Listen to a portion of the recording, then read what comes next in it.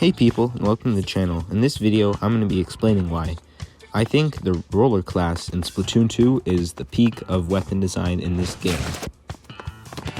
The reason rollers are so good is their variety in range. You can have a shorter range flick that has range similar to the splatter shot, but it covers a wide area. Or you can have a slower, longer range flick with range similar to the splatter shot pro, but it has to require aim.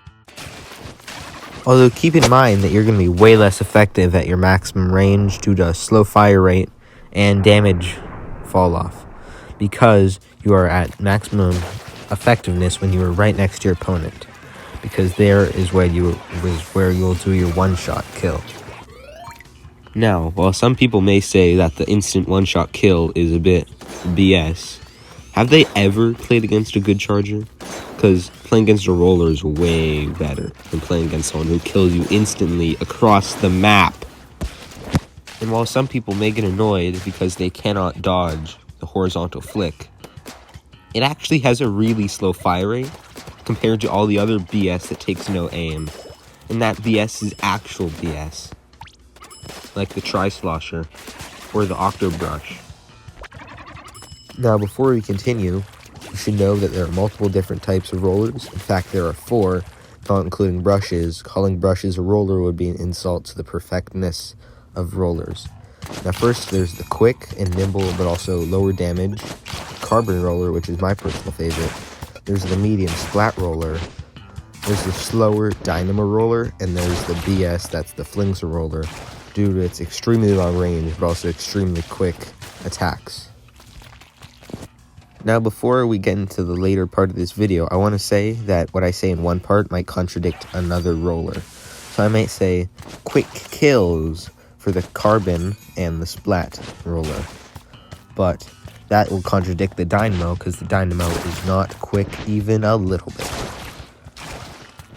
Also, Fling's roller is weird and stupid, so I just won't mention it for the rest of the video. Do you get it yet? As you can most likely see, all rollers have the choice between a vertical and a horizontal flick, and while the horizontal flick requires a lot less skill to use, it also gives out a lot less results, while the vertical flick requires much more aim and positioning for more damage and a larger one-hit KO box. That's why I think this weapon is extremely well designed. And now on to more points. As you can see, the outer rim does the least amount of damage possible, and especially at longer ranges, the outer rim is basically useless, and in some cases a 4-shot kill. It's dynamo time, and as you can see with me just fooling around in the training area, when the side of my horizontal flick hits an opponent, it does 44 damage, which due to the dynamo's fire rate is not good in the slightest. And when rollers are played right, they can be amazing at wiping out teams that aren't prepared for you.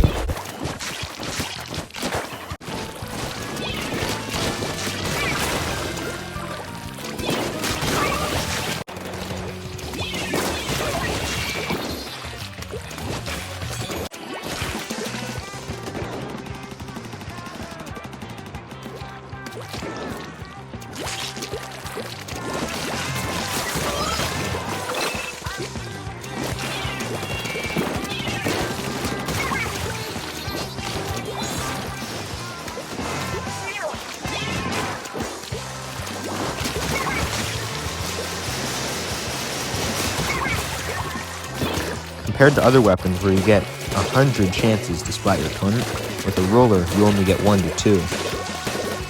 I asked the people in a Splatoon-related Discord server what they thought about rollers, and here are the results. Raccoon. Dynamo is the best. Synth. A little too melee for my taste.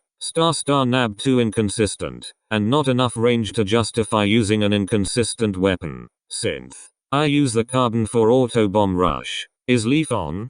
People recommend carbon deco for burst bombs. It deletes armor. A lot of that was true, except for the being inconsistent. The rollers are not inconsistent. It's usually human error, which causes it to be inconsistent. The reason most people call the weapon inconsistent is because they don't actually know what the damage ranges are, and they don't know where the one-hit KO range is. They might have a rough idea, but then after that, they're like, what does 50 damage? What does 80 damage? What does 40 damage? And no, Raccoon, Dynamo isn't the best. Anyway, since we're nearing the end of the video, I guess I'll throw out a tip or two to fight with and against rollers.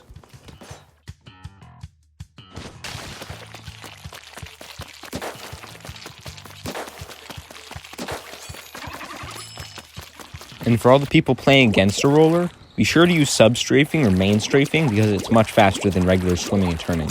It'll be extremely effective and helpful when you're trying to dodge flicks to mix up the roller user. And with that, that's the end of the video. Make sure to give me a booyah and subscribe if you want to see my content when I upload it, but no pressure. Subscribing is optional.